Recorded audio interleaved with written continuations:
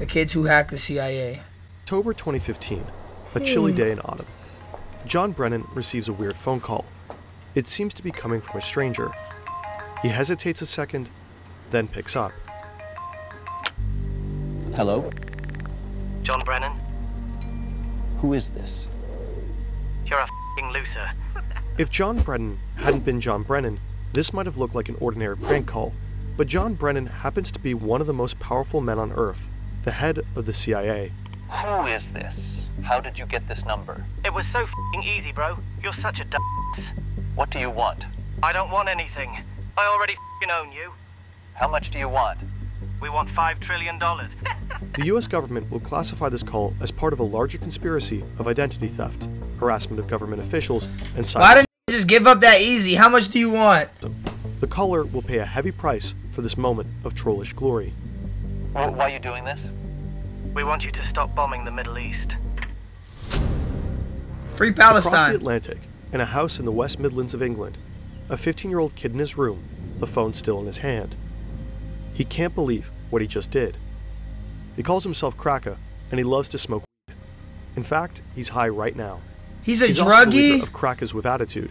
He and his companions terrorized and embarrassed the US security apparatus to a near incomparable degree.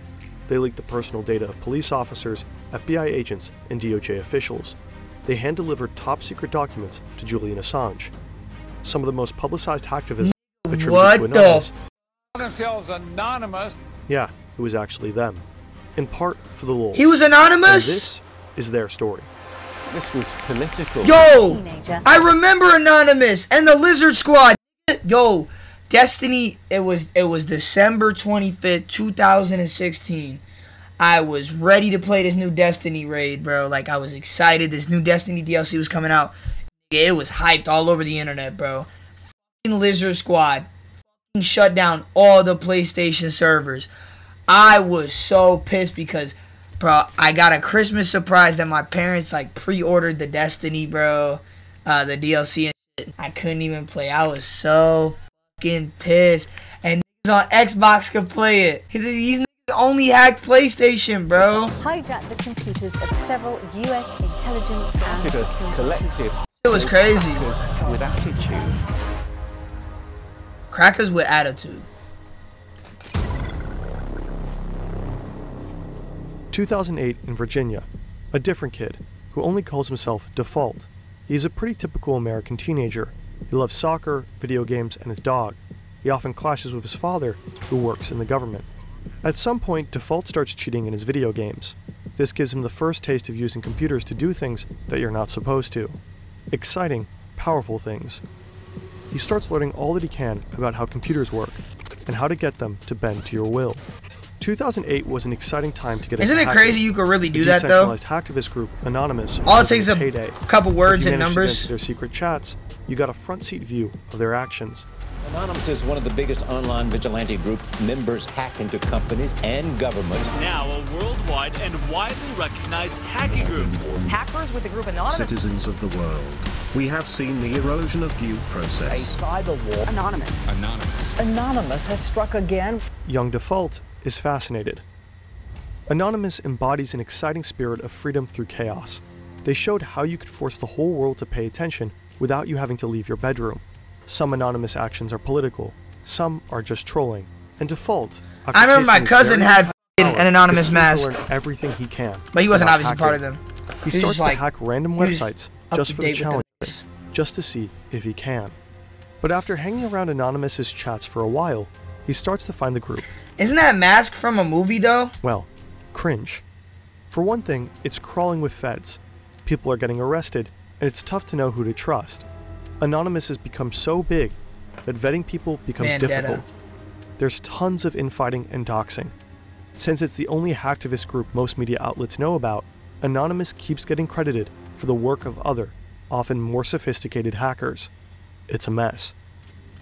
So Default gets involved with offshoot hacker groups, one of them called AnonSec. The group positions itself as anti-Anonymous. But similar to Anonymous, AnonSec performs operations, hacking initiatives that sometimes have a political purpose, and sometimes are just, as one might say in 2008, for the lulz. I hated recording that. AnonSec is quite advanced, and Default gets better and better at the game. The group controls a botnet. A botnet is essentially a large pack of infected computers under someone's control.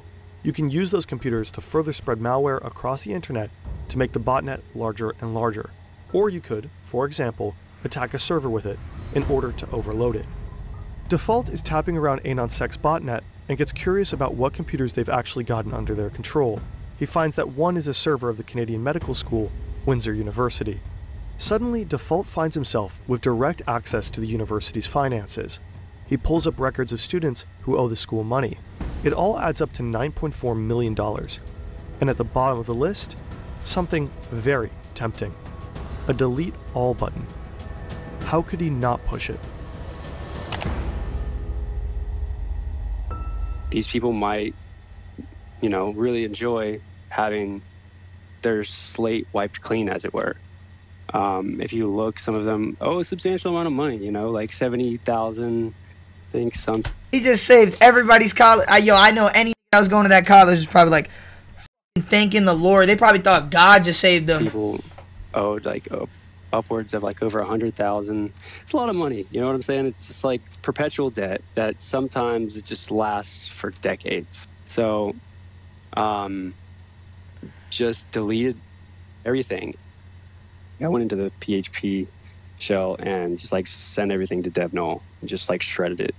So whatever I sent there is just not coming back. What? This is from This the is crazy. podcast Darknet Diaries. They have a fantastic episode with Default. This is crazy. Of course, this story poses some questions. We tried asking the university if the debt stayed deleted. They did not answer. But usually student loans have multiple on and offline and offsite backups. There should be hard copies of the student's signed loan agreements. However, Default feels like he's really doing something at the time. There is a certain rush to committing a crime when it feels like doing the right thing. Other hackers might have used the sensitive student information to make a profit. There's actually a shadow industry worth billions surrounding our most sensitive data. So-called data brokers gather all the info available about us on the internet. Your contact information, browsing history, and online transactions. This data is often bundled into shadow profiles, which are then being sold. You might receive a tailored mail or a robocall based on your shadow profile. In the worst case, someone might try to steal your identity. Incogni helps you remove your data from the numerous lists of data brokers. The only thing you have to do is create an account. What the f***? That was a W promo. Legality was legal in Denmark. Other European countries, Germany, the UK, Sweden, had recently banned it. What this meant for Denmark was an increase in animal sex tourism. What the Danish animal rights activists tried to bring attention to this. They called them dog brothels. So sick. It's so crazy. And I had a dog, so that really pissed me off just thinking about the fact, what if someone took... This guy really was the nigga from Death Note. He had all the power in his hand to hack people, sitting in his room. My dog. And that happened to my dog. I would freak out. So, as Default describes it, he and other AnonSec hackers lend their technical skills. I think we took down the official Denmark government website, and then we actually defaced it, and said, did you know that your government allows bestiality? And there's bestiality dens where people can go and pay money to do these things to animals. And most of them are people's pets. They shut down bestiality websites via DDoS attacks and tweet evidence of sexually mistreated animals.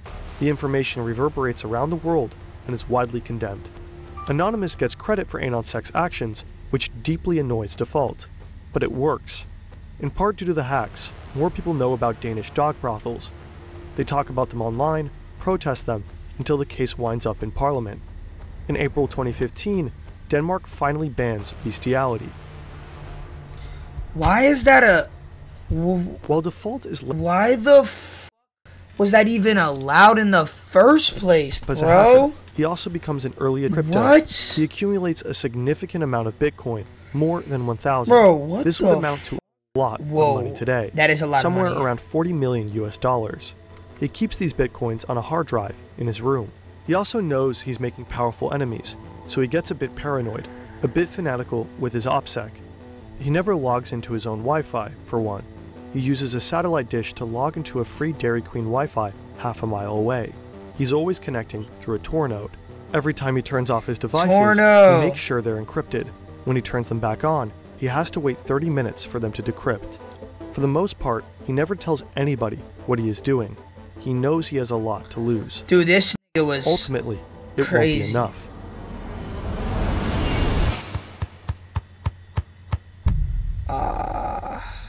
Back in May 2013, a 29-year-old U.S. intelligence contractor also has a lot to lose. He has his own home in Honolulu, a loving girlfriend, and a salary of over $200,000 per year. But he's discovered a huge secret, and it's too big to keep. The U.S. government has the ability to spy on pretty much any man, woman, child on the earth who has come into contact with a computer. And this contractor, unwittingly, has helped make that technology possible. He's haunted by this information and horrified that his government is violating its public civil rights so egregiously. He knows that revealing this information to anyone, a lawyer, a judge, or even Congress, would be committing felonies so severe that he would spend a lifetime in prison. He's worried he'll never see his family again, and he doesn't know what consequences they'll encounter if he blows the whistle. But he has to do it. He's been quietly collecting evidence of this secret for a while, and he's just downloaded the last documents. He tells his employer, the US government, that he needs a couple of weeks off to manage his epilepsy. This buys him a bit of time to leave the country without arousing suspicion. He chooses Hong Kong because he views it as a bastion of free speech. He believes it's one of the few places in the world that could and would protect him from the wrath of the US government. There he meets journalists Laura Poitras and Glenn Green. It's where he fucked up. I ain't glad. I think there's like only one place on earth that you can go that you won't get like caught by the government.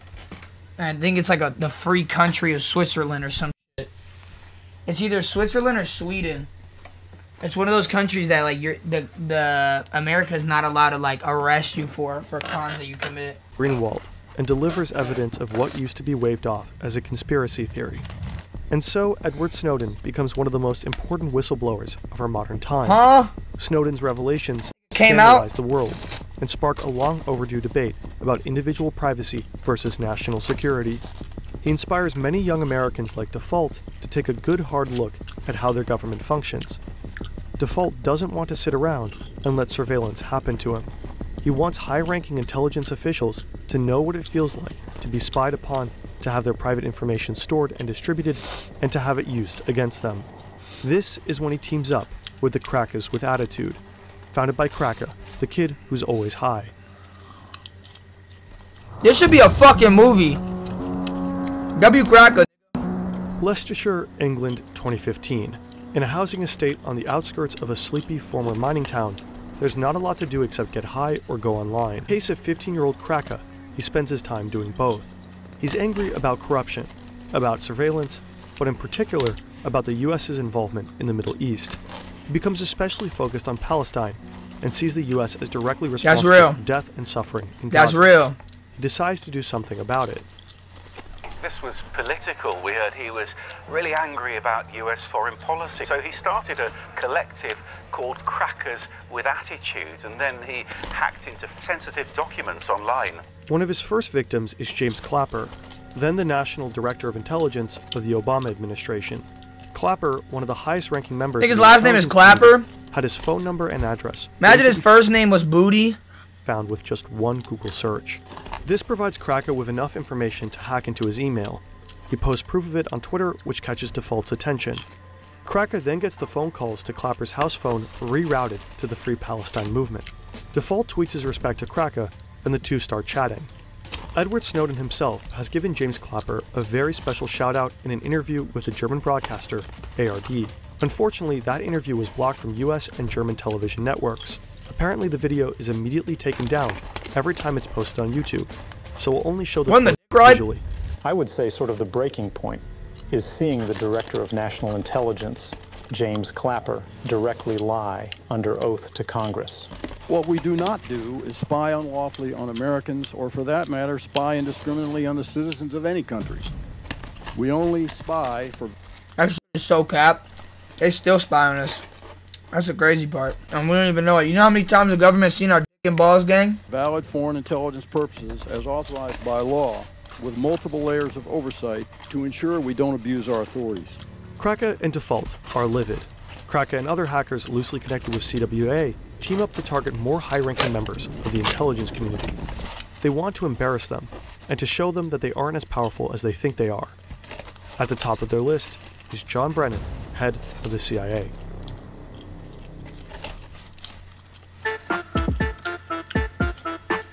Brennan, like Clapper, has enough information online that he basically doxes himself. Kraka looks up his publicly posted phone number and finds out it's a Verizon number. He calls up Verizon's internal tech support and pretends to be an on-site technician who's having trouble helping a customer on site. Tech support asks Kraka for his employee code, and he just makes one up on the spot. It works. The support technician provides Kraka with access. What the f? There's no way he came up with a code that quick. Nah, he had to have some background information on a employee code or something. I thought they checked it like that. He has the account number, the PIN, and John Brennan's private email address.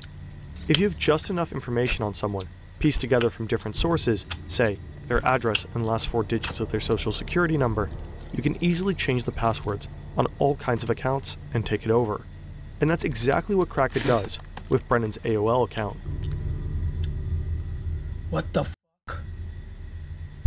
Once he's in the email account, Kraka gets Brennan's private cell number and shares it with Default. And so they start spam calling the director of the CIA, relentlessly calling him and his family. I told him he was a piece of shit. Basically, like, y'all are awful people. Like, really. Like, you're not doing any net positive things for the world. You're just not. John Brennan is freaked out. Sure, the calls are little more than a prank, but how could he know that? At the time, nobody knew who was behind the calls, or what their intentions were. Brennan has to lay low for a while in hiding, with extra security details for himself and his family. At the same time, Kraka's breach into Brennan's email gives him— That's actually crazy, like a prank call turns into that. That's how you know he's hiding, like, secrets. No, there's no reason a prank call should make you get a bunch of security guards to protect you and your family. I'm not gonna lie. Access to unless you did something wrong. Sensitive documents. Kraka first posts screenshots on Twitter, but then, egged on by Default, and maybe asking himself, what would Snowden do? He decides to hit up WikiLeaks. Julian Assange himself takes interest. He publishes the documents in October 2015. They include Brennan's 47-page SF-86 application, a sensitive form required for obtaining top-secret government security clearance. The form reveals his criminal history, psychological records, past drug abuse, and other details nobody would want about themselves online.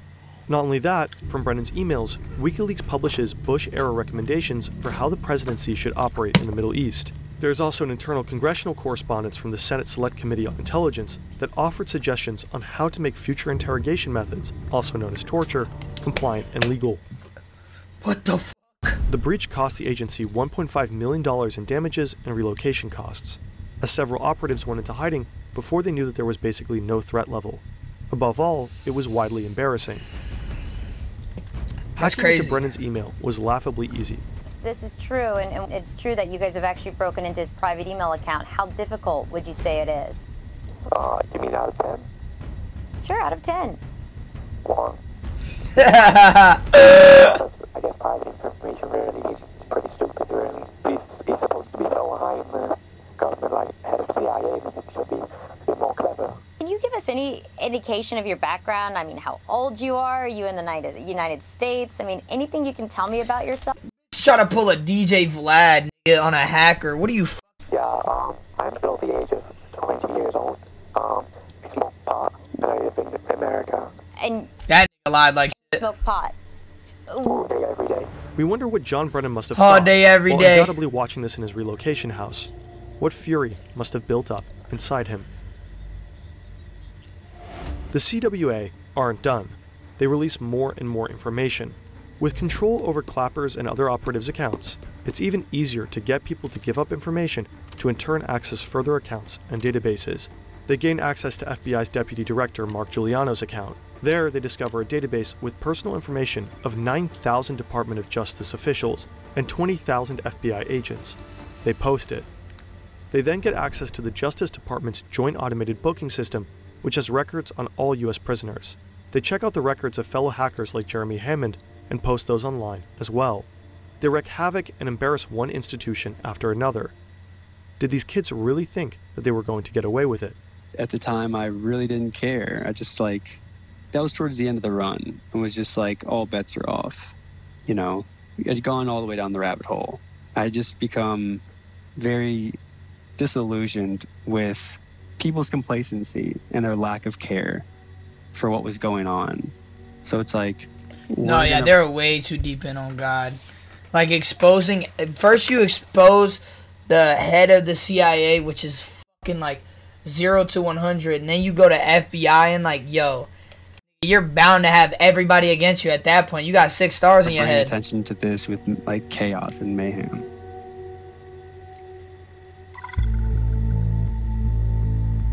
Kraka knows his actions have poked a very big bear. He knows there will be consequences. He just doesn't know what they'll exactly be. I'm going to go to Russia and chill with Snowden, because I know that the government are pretty mad about this. I'm probably going to get tortured. I'm actually a pretty fast runner. Default is paranoid the whole time, constantly worried about his OPSEC. But he let his guard down. Damn. Default became involved with an ex-girlfriend of one of his friends. According to him, he asked his friend in advance if it's okay with him. The friend says sure, go for it. He's way over it. But he isn't. Default and his friend are hanging out one night, drinking and chatting over Xbox Live. I slip up for the first time ever, being f***ing arrogant and cocky. It comes on the news, CIA director hacked, blah, blah, blah, all this stuff. And I'm like, yeah, that was us, blah, blah. I was drunk, talking, and... Over Call of Duty. Bro. What is wrong with this? Totally, gave myself away. He never thought his friend would do anything with that information. Hell, he didn't even think his friend would necessarily believe him. But today, Default is pretty sure this friend turned him in. When the FBI raids you, they don't knock politely.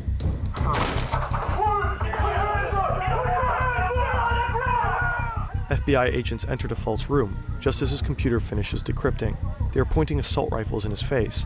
They drag him out of his room, flash copy his hard drive before it re-encrypts, and seize all of his equipment. Default. Bro, your dumbass said something while you were playing Call of Duty.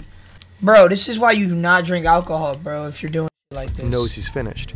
But the worst part, watching the agents carry off his hard drive. A hard drive with nearly $40 million. 1,000 Bitcoin. He blacks out. $40 million. Kraka, too, gets raided by the British police forces, and his computers are confiscated.